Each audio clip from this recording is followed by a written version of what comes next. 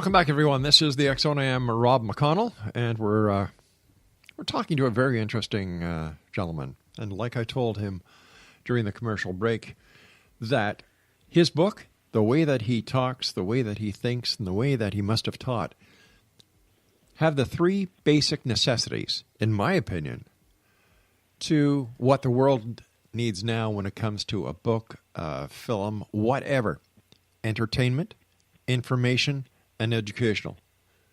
And like I told you between the breaks, Stephen, you have succeeded on all three fronts, and I just can't wait to see your book. Thank you. That's very kind. All right, now before we went to the break, I kind of asked you why people around the world are still interested in the Titanic story, because we all know that at the end it sinks. At the end it sinks, and what's really interesting is that when it sank, I hate to use the word globalism because it's got such a nasty connotation these days, but transportation and communication were moving ahead so rapidly that steamship travel was enabling mail, family travel, business travel, and immigration. Mm-hmm. So the world had a huge interest in not only Titanic, but the White Star Line, plus there were millionaires on board. And in fact, one of the examples that I offer to kind of give it, put it in context, remember the Concorde? Oh, sure. The supersonic jet that's now out of business? Mm-hmm. Imagine if on the Concorde's first flight on board was the entire Walmart family, Bill Gates, Saudi oil billionaires, and a few other random multimillionaires, and the plane went into the ocean on its first flight. That's how significant the sinking of the Titanic was, because you had the Guggenheims on there, you had the Strausses who founded Macy's, and so ultimately the world global stock market took a huge hit because the ship went down with all of these incredibly wealthy people on it. And so it wasn't, there was no real kind of isolation between Europe and America anymore. There were the back and forth. I mean, salesmen from Paris were coming over to sell to Macy's and Gimbals, and people from here were traveling to Paris and Rome to sell to their stores. People from Poland and Ireland and Italy were coming on board to make a life in America. So the White Star Line was critical in keeping ships at sea and keeping this kind of commerce, both human form and goods, back and forth regularly. And the notion that this ship went down on its first voyage was just, it was mind-boggling. It was one of those things where people say, oh, it can't be. You know, I always joke, you go into a producer's office in Hollywood and say, listen, I got an idea. We're going to make a movie about the biggest ship ever built. We're going to stock it with millionaires, and we're going to make it sink on its very first trip. They'd throw you out of the office and say that's far-fetched. Unless you're James Cameron. Like you said earlier, truth is stranger than fiction. Yep. Oh, yeah, they throw you out of the office, except unless you're James Cameron. Unless you're James Cameron. Exactly right. That's exactly right, yeah. So Titanic sinking, and you know something? I've read some historical accounts, and I've read some history books about Titanic, and sometimes some of the researchers tend to take a position that Titanic was trying to do something extraordinary. Go from Europe to America, across the ocean, the northern Atlantic, among the icebergs. And, you know, let me tell you, the Olympic, which was one of Titanic's sister ships, the other one was Britannic. The Olympic had been making the trip from Europe to New York for a year with no problems, none whatsoever. Well, the biggest problem it had was it didn't sink. Exactly. And then Titanic was launched while Britannic was still being built, okay? And Titanic sank. The White Star Line, they immediately called the Olympic back to port, retrofitted it to correct all of the design errors gosh. that contributed to the sinking, and they went back to work on Britannic, which was still being built. And here's a funny, this might be an apocryphal story, I don't know, All but right. I've read it in a few sources that Britannic, its original name was Gigantic. And that after Titanic sank, the thinking was, maybe we shouldn't be calling attention to the size of these things because they were the biggest moving objects on the earth, and that they changed it to Britannic. Some historians say, yes, that's true. Some say, oh, it's apocryphal. But, it does make sense, and there is paperwork in the British Registry for the Britannic, and the Gigantic is on the form. So I tend to lean toward, yes, that's a true story. Speaking about true stories, I have to ask you this. What was your favorite Bizarro U.S. law that is still on the books? Oh, God, there's too many of them. In fact, it upsets me. I get very upset when I read some of these American laws and think, we haven't had the opportunity to correct this, that people could still be breaking the law if they have sex with a truck driver in a toll booth, or have a husband talk dirty to his wife.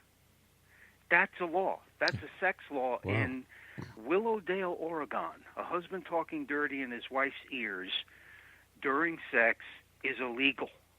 And when I read these things, there's also laws about women can't show their feet, and that harkens back to Renaissance paintings where they could paint a nude figure, but they couldn't show her feet.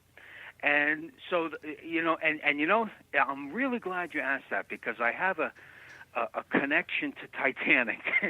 Very briefly, why did Titanic have one lifeboat seat for every 3 passengers? I don't know. Because, and in fact, that was the first thing the media descended on the White Star Line about, and they said, you had 2,200 passengers on that ship, and you had lifeboat seats for 700. How dare you? How could? And you know what their answer was? No. Hey, we're in full compliance with the law. And the thing is, back then, the laws regarding lifeboats were written for ships weighing 10,000 tons. Oh, my gosh. Titanic was 45,000 tons. They hadn't had time to update the law, and of course a corporation's not going to spend a nickel more than they have to. Of course. So they were absolutely correct when they said, we're in full compliance with the law. But let's play devil's advocate very briefly. No one ever thought that a steamship's lifeboats would be used as lifeboats. That's right. The worst case scenario was that a ship would throw a propeller or a boiler would explode, the ship would be dead in the water. Any one of the 30 other ships at sea would be on their way to help ferry passengers to their ships using the lifeboats. No one ever thought the main ship would vanish. So it's kind of, in hindsight, we understand, but that was the reason, that they never thought they'd be used as lifeboats, and on top of it, they weren't breaking the law. My wife and I love going cruising. We've been throughout the Caribbean, I don't know how many times. But whenever they do the muster stations, man, I'm the first one there. Mm-hmm. Because I want to know where my lifeboat is. I want to know where I'm supposed to be in case anything happens. And my wife says, she says, what do you do that for? Smart. I say one word, Titanic. You know something? When I was teaching my Titanic course, I had a student. Her name was Sabrina, and she raised her hand when we were talking. I was talking about the chapter about the lifeboats and the lifeboat drills, like you just described. Yeah. And she raised her hand and she said, "I've been on 38 cruises." And I said, "Okay, time out. Come up here." I said, "How old are you?" She said, "I'm 19. I said, "How does a 19-year-old go on 36 sea cruises?" And she says, "Well, I was adopted, and my parents are wealthy, and they love cruises." And I said, "Okay, well, that's interesting, but why are you bringing it up now?" She said, "Because on 36 of them, we had a lifeboat drill. There was no lifeboat drill on Titanic. Oh, my gosh. They canceled it for a church service. This is why another reason so many people died is because when Captain Smith gave the order, uncover the boats, start loading the women and children, which is purportedly an exact quote, what does that mean? It depends on what side of the boat you were on. The left side of the boat, they said it meant women and children first. Right. On the other side of the boat, they interpreted it to mean women and children only. So a lifeboat that had 75 seats, they lowered it with 40 people in it because there were only men left on deck. Oh, my gosh. So again, human error, as well as no lifeboat drills, no training, and add it up, and you've got, the most famous sea disaster. There's 3 million ships in the waters of the world, shipwrecks. Titanic is the most famous. All right, listen, we've got to say so long for tonight, but before we go, I'm going to give you one of the most craziest laws from Canada, and that is in the city of Montreal, it is illegal to water your lawn when it's raining outside. Is that true? That is a true case, and I know that for a fact because I used to be a policeman, and that was one of the laws. No kidding. Oh, yes. One day we'll talk about the crazy laws up here in Canada. Very good. Stephen, thank you so much for joining us. It's been a great pleasure, and I look forward to the next time you and I meet here in the X Zone.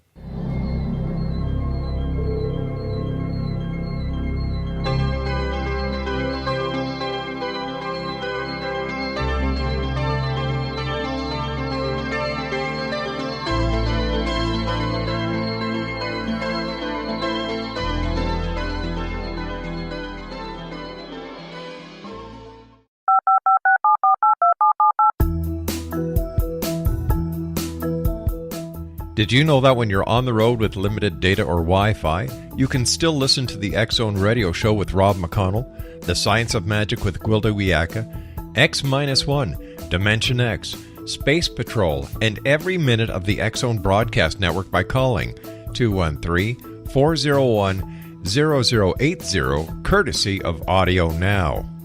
No smartphone, app, or internet needed. It saves your data plan, and it's free if you have unlimited minutes. Call 213-401-0080 to listen on any phone, anytime, anywhere. Remember 213-401-0080 for the best of the paranormal, parapsychology, and sci-fi radio programming anywhere, 24/7, 365. You have heard of the X Zone? Now watch it on Simul TV, plus 500 video games, live TV channels, free video on demand, worldwide, and more. Does this sound like tomorrow's television? Well, it is, but you can have it today, right now. It is Simul TV. Simul TV offers what the others only wish they could provide. 15 exclusive channels like X Zone, sci-fi, and horror. We are worldwide. No other provider offers that.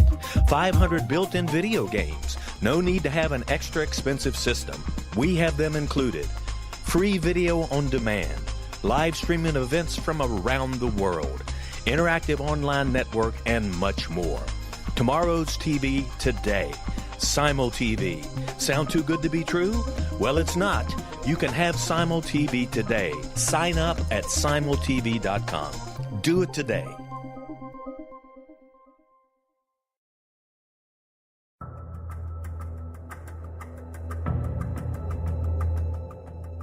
Modern Esoteric, Beyond Our Senses by Brad Olson, consummates the lifeology story about where humanity originates. It is the lost continents, the primitive wisdom, the mythos of creation, and the rethinking of ancient history as we are taught in academia. There is much more to the story than what we have been told. As this is the first book in the Esoteric series, Modern Esoteric starts at the beginning of time and accelerates up to this modern age. Future Esoteric is book 2 in the series and takes a forward-looking position ahead of today with an open and honest examination of the ET issue and various unexplained phenomena. To discover the writings of author Brad Olson, visit www.bradolson.com. That's www.bradolson.com.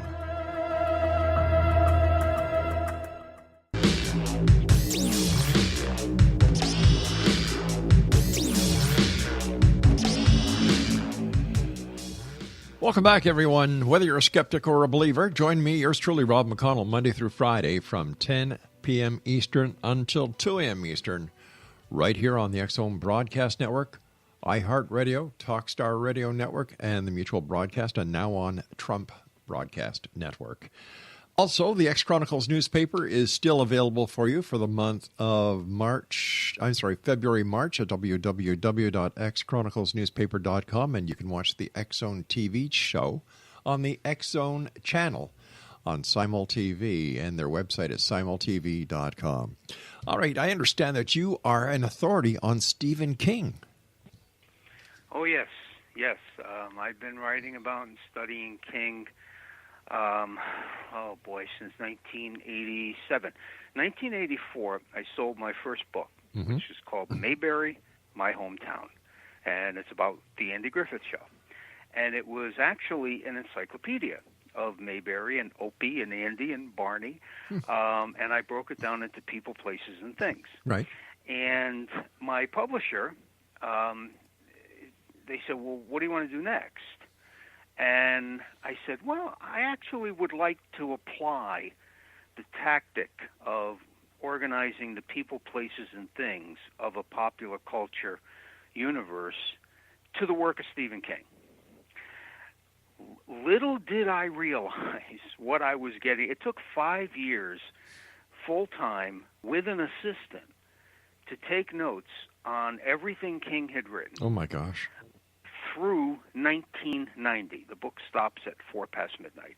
And the book ended up becoming the complete Stephen King encyclopedia, 900, 8.5 by 11 pages. There's 18,000 alphabetical entries. And long story short, all of that research, King's publisher decided we should spin some of it off into 2 Stephen King quiz books, which did very well with fans. And then I ended up doing the lost work of Stephen King, because as I was doing all this research, I was coming across things that fans simply did not know about. They had never seen it. He did a review of an ice axe for Outdoor magazine, in which he mused how a murderer might use an ice axe rather than climbing on ice. And it's hilarious, and no one had ever seen it. And I also realized that there were unpublished pieces and childhood writings and college writings. In fact, King sent me some of his college writings for me to write about in this lost workbook. And then I moved on from there to the essential Stephen King, which is basically a ranking of King's 100 greatest works in order based on what I believe to be literary significance. It is number 1. The Stand is number 2. The Dead Zone is number 3. The Shining is number 4. The Stand, The Shining, The Dead Zone. I reversed those. And I did 100 novellas, short stories. That could use an update as well, because King is so prolific. He just keeps churning out books and short stories. And the thing with my interest in King is that King is the Twain and Dickens and Poe of our time.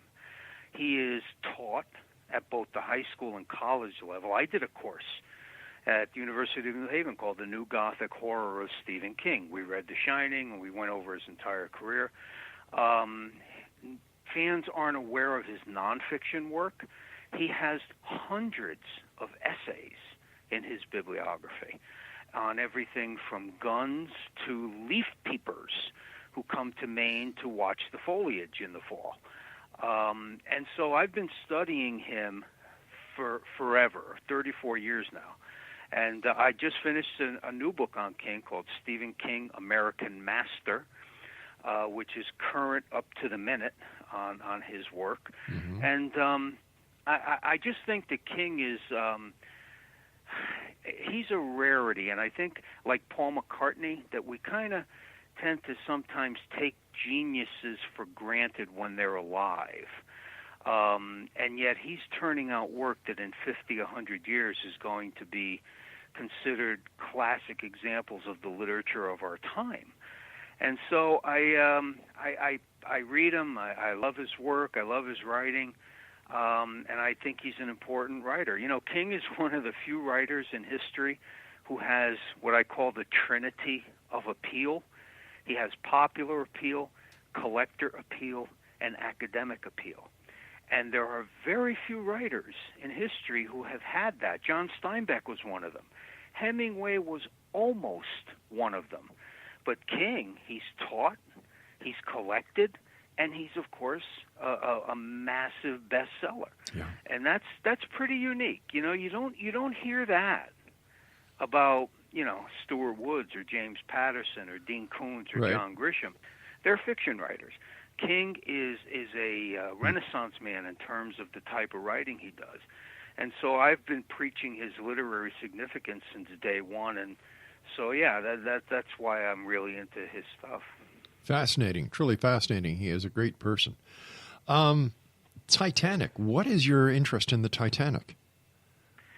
Well, believe it or not, this is one of those stories where I was offered to do an opportunity to do a book on the Titanic in 1999 when the movie came out.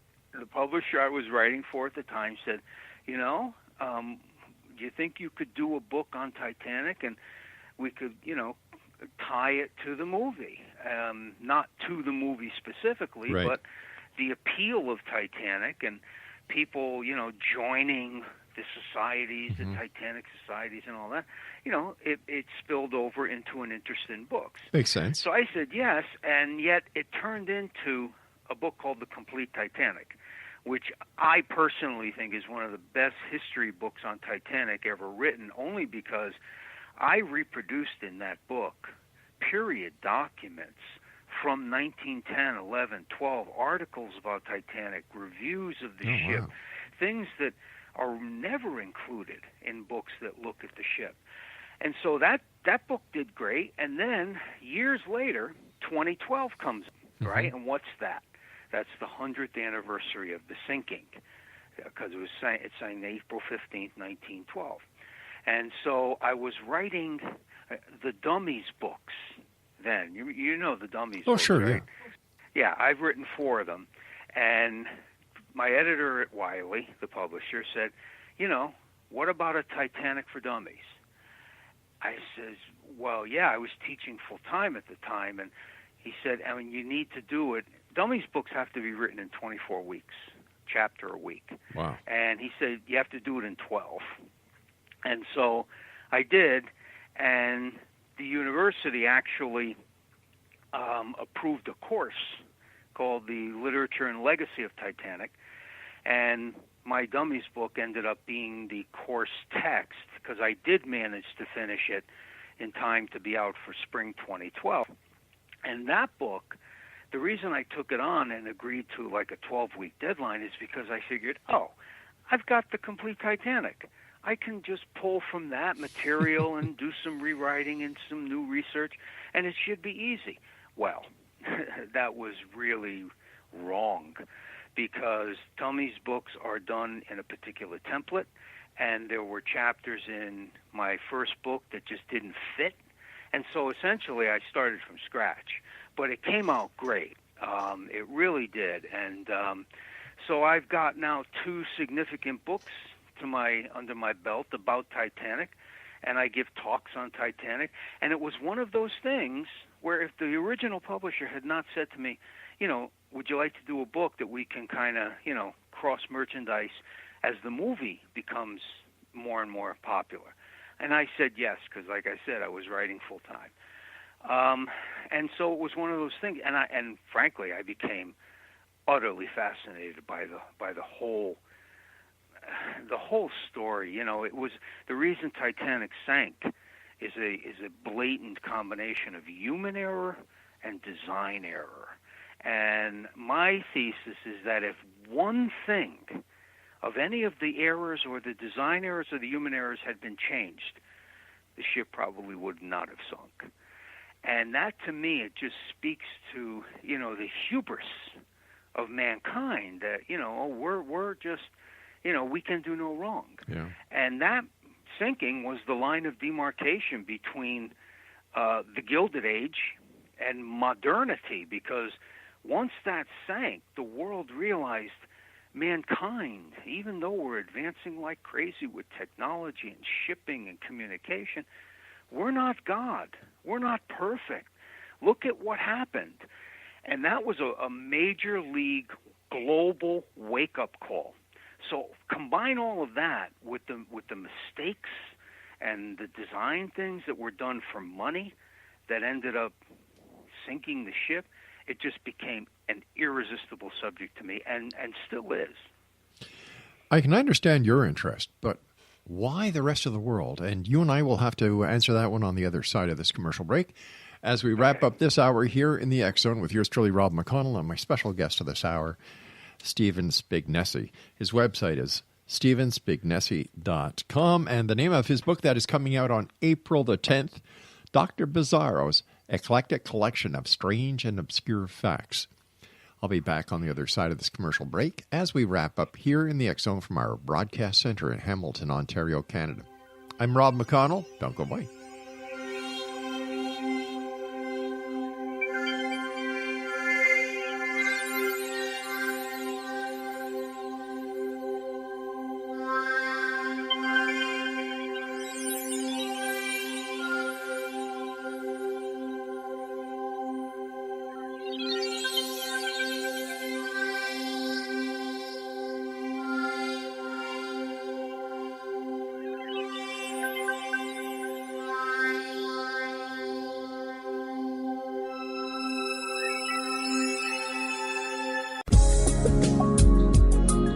Broadcast studios in Hamilton, Ontario, Canada, to the world and beyond.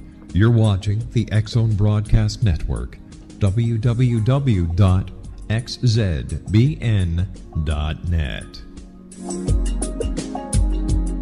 AVS Media Demo.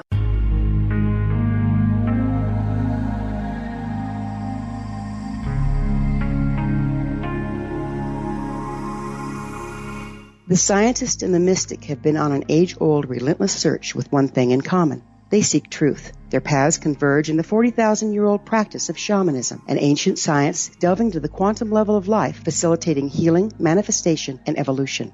I'm Gwilda Wiyaka, the founder and director of Path Home Shamanic Arts School, a unique Colorado State-certified occupational school, training shamanic practitioners and teachers. We also provide classes for empowering personal lives through shamanism. Our certification classes are in week-long segments enabling international participation, and online classes and long-distance shamanic healing sessions are available. Come discover the science of magic in the limitless world of shamanism. www.findyourpathhome.com.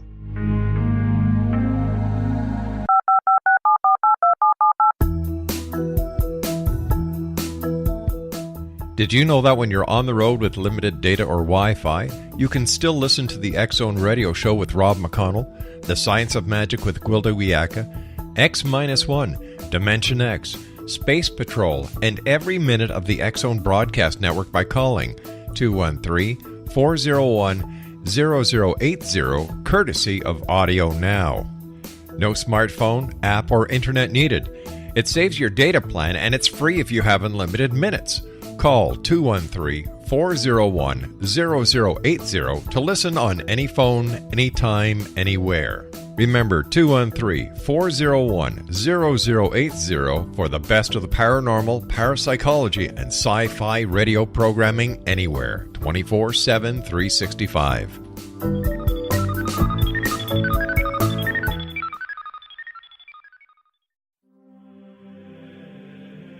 Rob McConnell here, presenting an overview for Nicholas Paul Jennings, author of a fascinating book, Amen. It presents facts revealed by Egyptologists, facts that enable us to understand why Amen is the beginning of creation of God.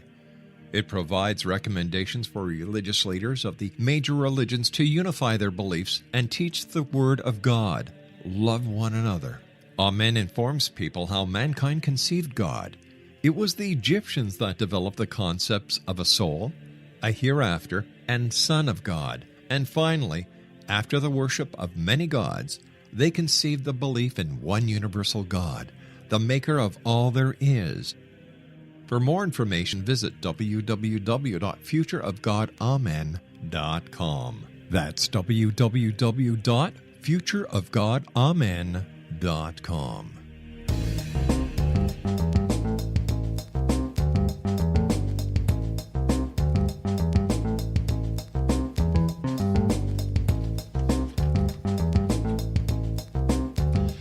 Welcome back, everyone. Stephen Spignesi is my special guest this hour. And we're talking to Stephen about many things, but I'd like to start talking to you about your book that is coming out on April the 10th, Stephen. Dr. Bizarro's Eclectic Collection of Strange and Obscure Facts. Tell us how you came to this title. Well, actually, I won't take credit for it because I didn't write it. My editor did. Uh-huh. The original, I did a book back in 1994 called The Odd Index. And it was like a stripped-down, kind of less intense version of this book. And the rights have reverted to me over the years, and it's out of print now. I was working with an editor at Permuted Press, actually, and he said, do you have anything that can be expanded? Do you have anything that you own that you would like to delve back into? And The Odd Index was the first title I came up with. Mm-hmm. And I said, there are chapters in the original book that are out of date and not interesting anymore. And there are new things I've found over the years doing research that would make perfect chapters for the new book.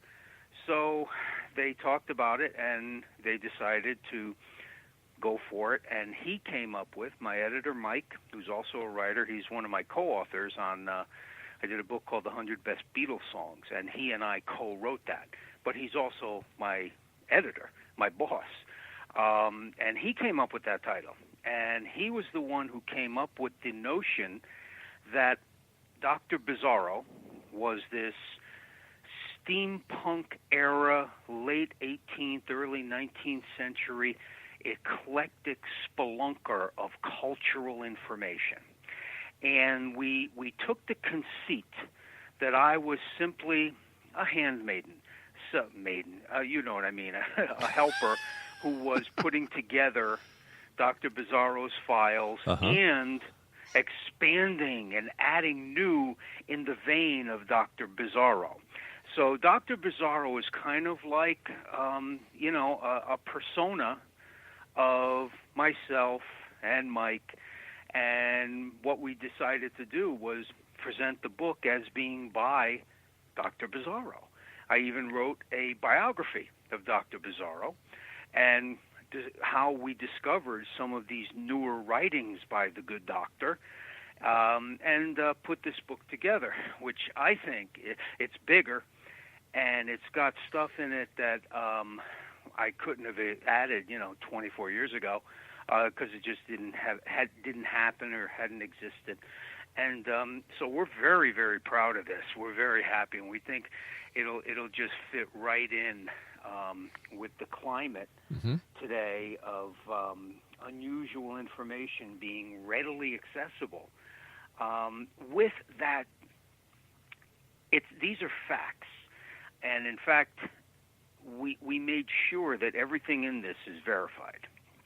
34 bizarro things people eat. Celebrity UFO sightings. Literary classics rejected as unpublishable. Bizarro physical things that can go wrong with the human body. Euphemisms for dying. Invasive medical tests. The ultimate collection of Paul is dead clues. Bizarro tourist attractions. Euphemisms for alcohol. Bizarro facts about the Titanic. 8 novels of 1 million words or more. 22 steps of a medical legal autopsy. The 7 stages of the soul's ascent to God. 10 day-in-the-life quotes by Mozart, 17 superheroes and their superpowers, etc., etc., etc. There's 66 chapters. And so this is truly a unique volume because other than the celebrity UFO sightings, which, hey, they claim they saw John Lennon and William Shatner and Richard Nixon, Jimmy Carter, Jackie Gleason, they all claim they had sightings and they described them in detail. Those, of course, we can be legitimately skeptical about. We don't know if it's true or not. However, everything else in the book is absolutely verified, and yet you've never seen a collection with all of this bizarro stuff in one place. So we think it's a pretty interesting read. It sounds like it's going to be a fantastic read. So tell me, is Paul McCartney dead? Well, last time I talked to him, no, he seemed fine. Yeah. Yeah, I do a whole big thing on the Paul is dead clues because I lived through that. Me too. I'm sure you did too. That's right. Yeah. And I have collected what I think might be one of the biggest collections of clues as to his demise, including lyrics, visual imagery, songs, etc. And it's so clearly, it was so clearly a hoax/prank. Yeah. And yet, isn't it amazing how we can find things if we're looking for them? And it's all a matter of interpretation. In the Magical Mystery Tour album, Sure. Paul's the only one wearing a black carnation. Now, if you proceed to interpret that based on the notion that the Beatles were trying to tell the world Paul was dead, it works. Yep. It totally works. The reality is that the florist ran out of white carnations and only had a black one left. And I love that. I love that the answer is often so pedestrian and mundane, and yet it's a huge amount of fun to find these things. Well, truth is stranger than fiction, isn't it? Oh, it certainly is. You couldn't make this stuff up. You really can't. And when you supply data and validation and you say, this can't be true, and yet, and a lot of the book, people who are familiar with Carl Jung's theories and synchronicity, which is meaningful coincidence, as well as a Police album, but it means meaningful coincidences, you'll read through some of this stuff and you say, wow, this really seems almost too connected to be random, and yet it's really up to the interpreter as to whether or not it is or not. Exactly. It's all based on your interpretation. And the mind has a way of filling the gaps with information that you do know, so that when you look at the anomaly, it's very familiar to you. That's because you're filling in the gap with the missing pieces. Confirmation bias. That's exactly right. We will interpret, and it's very similar to the mental process of seeing, like castles in the clouds or faces in the trees. Our mind tends to want to construct order, or at least generate order, so that when we see chaos, sometimes we will say, hey, wait a minute, that looks like a horse, doesn't it? And then the cloud moves and it doesn't look like a horse anymore. And it may not have looked like a horse to the guy standing next to you. But our brain tells us, oh, yeah, it's a horse. Yes, I had a gentleman on the show a couple of weeks ago, and he took, I don't know how many pictures of clouds. And in each cloud, he claims to have seen an angel. And yet he was a little disappointed with us because he said, so what do you think of my cloud book? I said, well, it's an inkblot test in the sky. Wow. You said that to him? Oh, yeah. How'd he react? Not very friendly. Did he? Okay. But well, people see what they see. They do what they do. They have a mission, and that's a brilliant interpretation of a Rorschach test in the sky, an inkblot test in the sky. Yeah. People ask me questions, and I don't know why they ask me questions, because if you're going to ask me a question, I'm going to tell you the truth of how I feel. Yeah, and after doing this show for 28 years, 5 nights a week, believe me, there's a lot of people out there who do not like me anymore.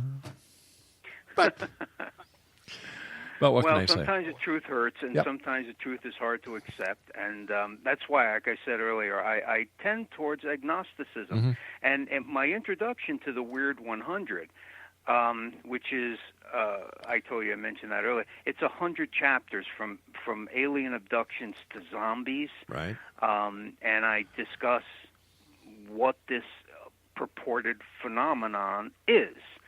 And as I was reading through it, and you hear, as I mentioned earlier, you have credible people telling you things that you would believe them in any other aspect of life. I realized, something?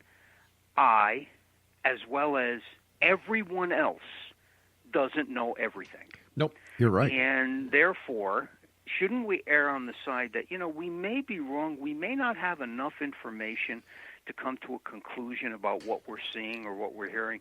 In fact, crop circles, that I came across an experience, a feeling when I was working on that book. I wrote a book called Crop Circle Signs of Contact with Colin Andrews, world's leading authority on crop circles. In fact, he was the one who coined the term crop circles. Yeah, we've had Colin on the show a number of times.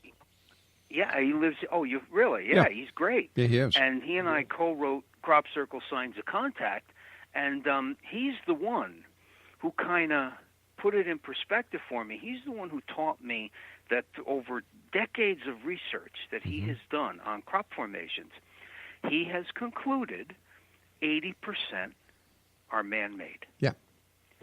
The other 20%.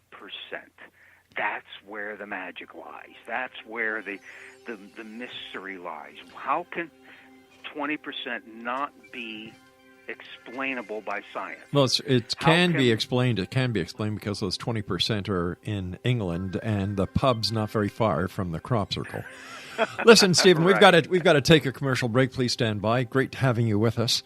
Exonation Stephen Spignesi is our special guest this hour. And his website is stephenspignesi.com. We'll both be back on the other side talking about the strange, the weird, the bizarre. Sounds like my in-laws on the other side of this commercial break. Don't go away.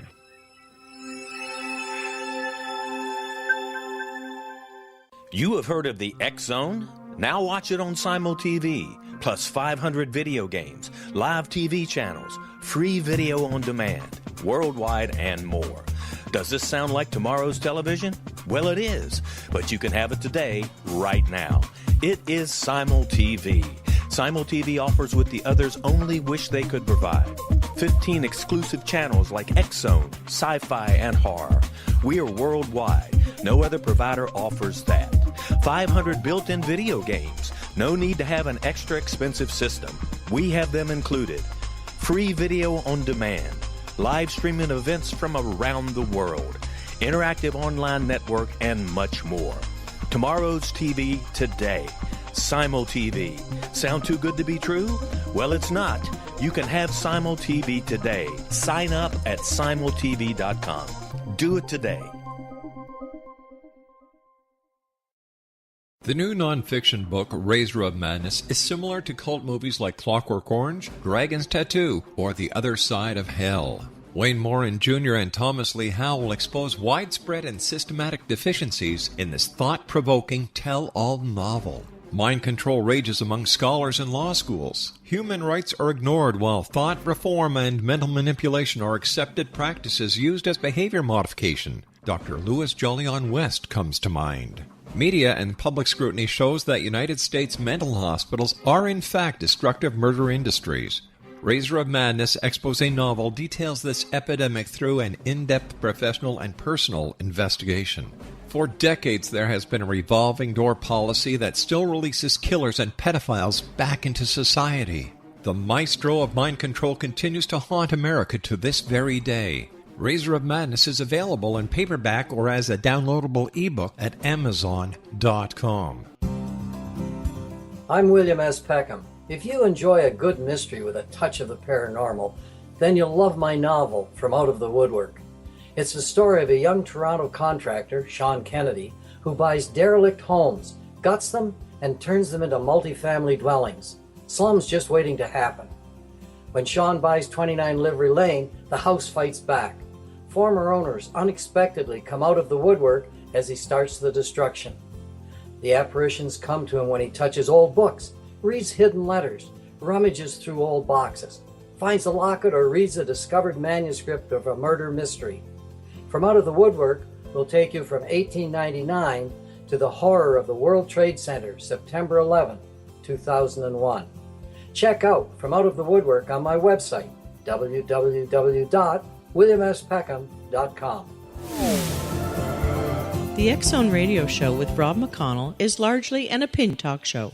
All opinions, comments, or statements of fact expressed by Rob McConnell's guests are strictly their own and are not to be construed as those of the X Zone Radio Show or endorsed in any manner by Rob McConnell, rel-mar McConnell Media Company, the X Zone Broadcast Network, its affiliated networks, stations, employees, or advertisers.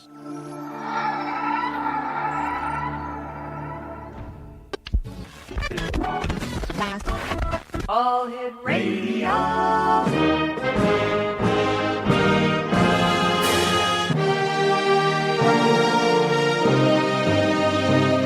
Welcome to the X Zone, a place where fact is fiction and fiction is reality. Now, here's your host, Rob McConnell.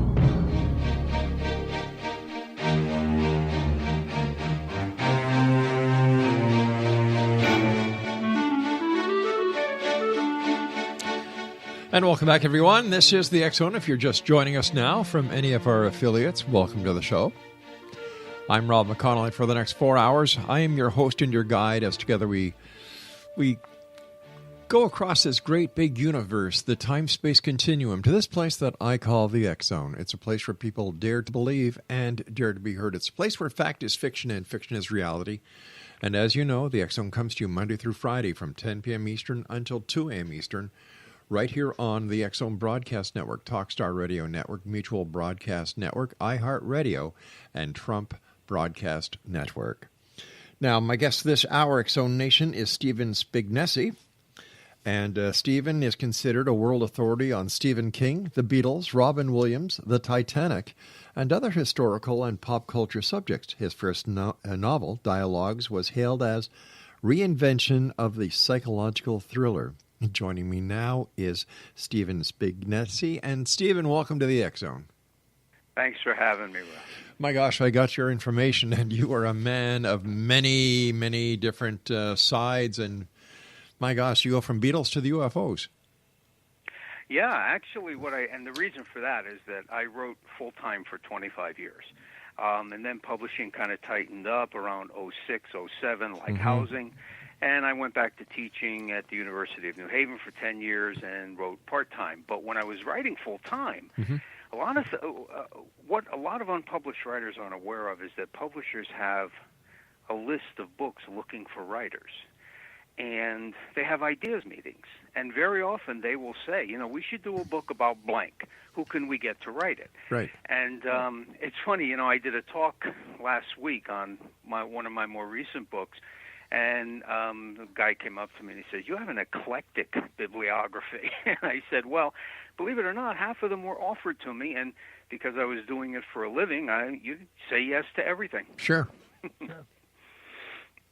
And the subject matters were things that I was interested in: Titanic, Beatles, Stephen King, Founding Fathers, U.S. presidents, paranormal. Those are the things that I'm interested in. There are other titles on the list on my bibliography that were, paychecks. I hear you with that. I hear you with that, my friend.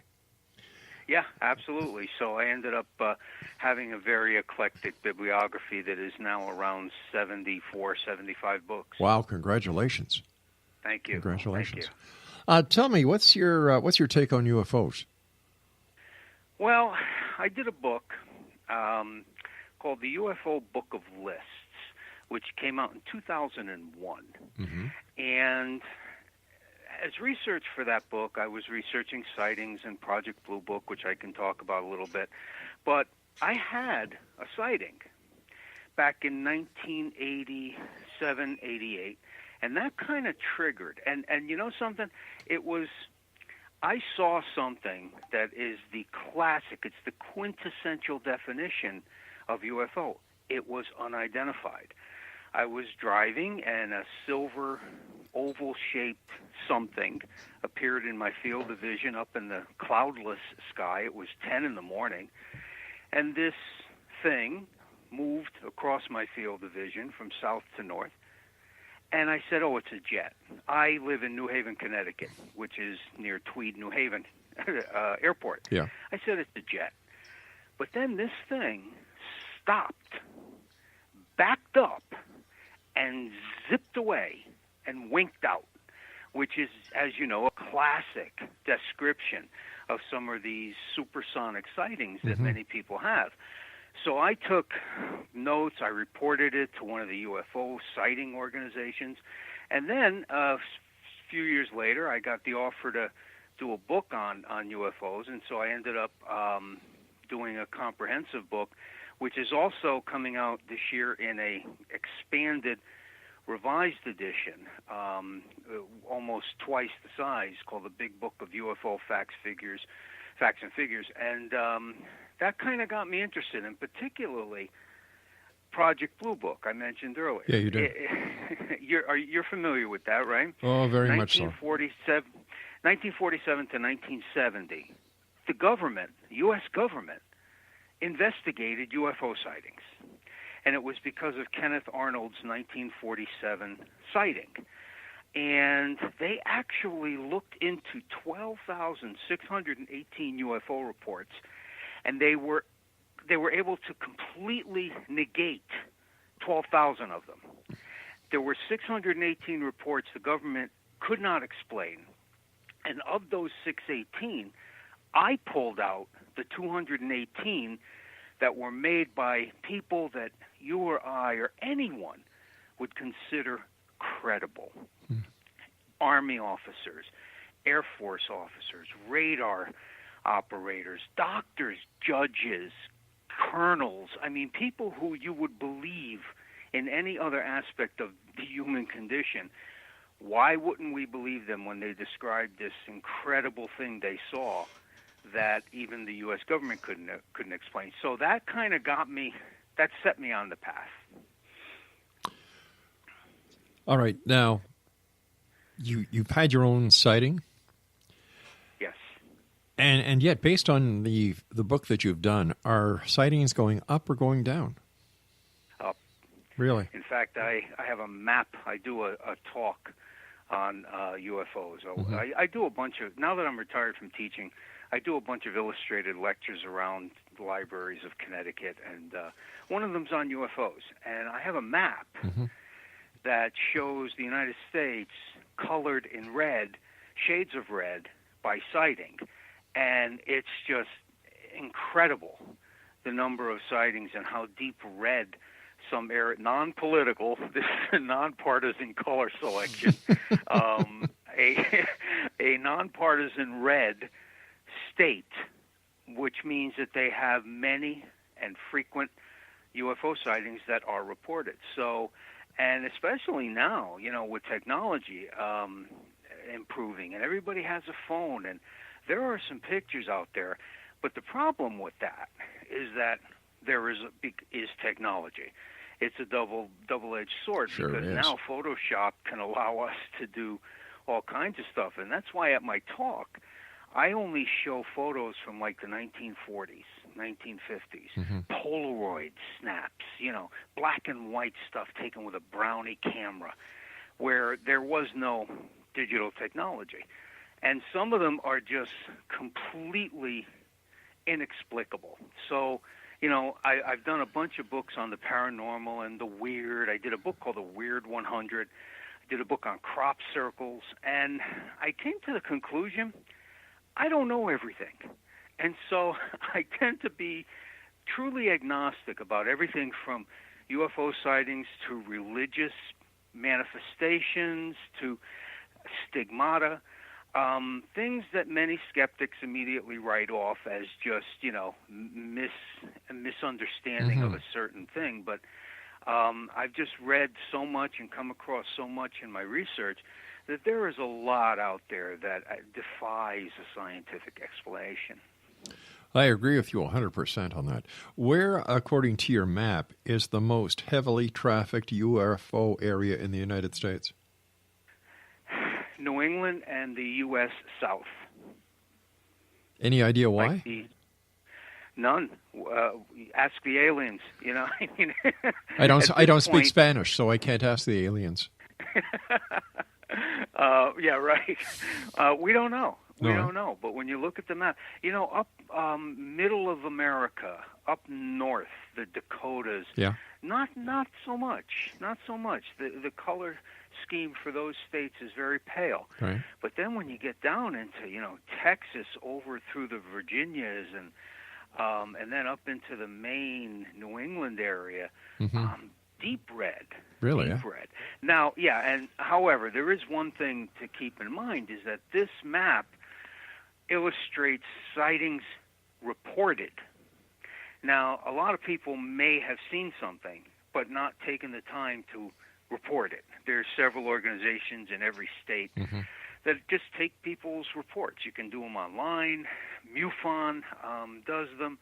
And so this is a compilation. So it very well could be the whole country's red. Right. But then you end up, there are people in states where maybe they're a bit more taciturn about what they've seen, or they're hesitant about calling in a group and saying, I saw a thing in the sky. Well, all right, Stephen, stand by, sir. You and I have to take our first break for this hour. And Exonation, our guest is Stephen Spignesi. His website is, do you have your pencils and paper ready? All righty. Stephen Spignesi.com. And that's Stephen, Spignesi.com. And Stephen and I will be back on the other side of this commercial break with the news as we continue here in our studios from Hamilton, Ontario, Canada, on the X Zone Broadcast Network. And don't forget, you can always check out the programming we have available for you 24/7, 365 at www.xzbn.net.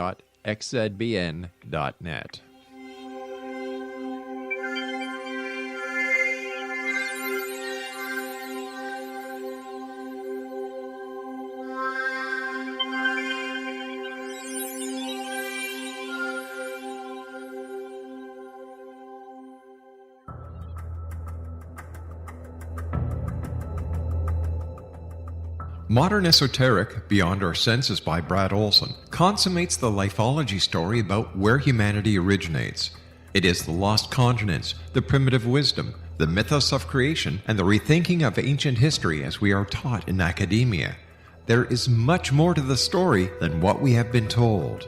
As this is the first book in the Esoteric series, Modern Esoteric starts at the beginning of time and accelerates up to this modern age. Future Esoteric is book 2 in the series and takes a forward-looking position ahead of today with an open and honest examination of the ET issue and various unexplained phenomena.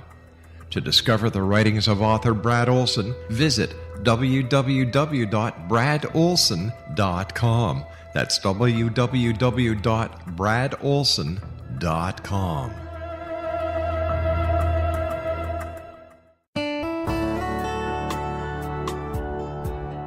Are you or is someone you know struggling with addictions, depression, anxiety, relationships, low self-esteem, lack of confidence, grief, success, and prosperity? Do you know that your subconscious belief plays a big role in the outcome of your hard work? We can help you permanently change the beliefs that may be the reason for your struggles and failures. We care about getting you the return on your investment and the results you are looking for. We can help you be free of the limitations of your past and in realizing your highest potential. We work with people by phone and Skype. For more information, visit us at www.ritasoman.com. That's www.ritasoman.com.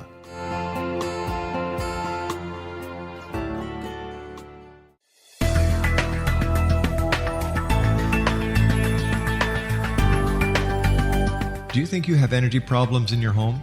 Do you feel better when you're away than when you're home? Joey Korn is a global leader in the world of dowsing who specializes in personal energy clearing and space clearing. He can help you create an ideal energy environment in your home no matter where you live in the world. Learn about his remote spiritual house cleaning services and much more at www.dowsers.com. You can get Joey's book, Dowsing, A Path to Enlightenment, as well as other dowsing books and tools, Kabbalah books, and Walter Russell books.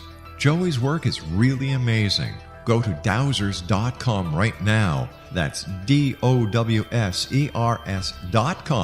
or call 1-877-DOWSING. That's 1-877-369-7464.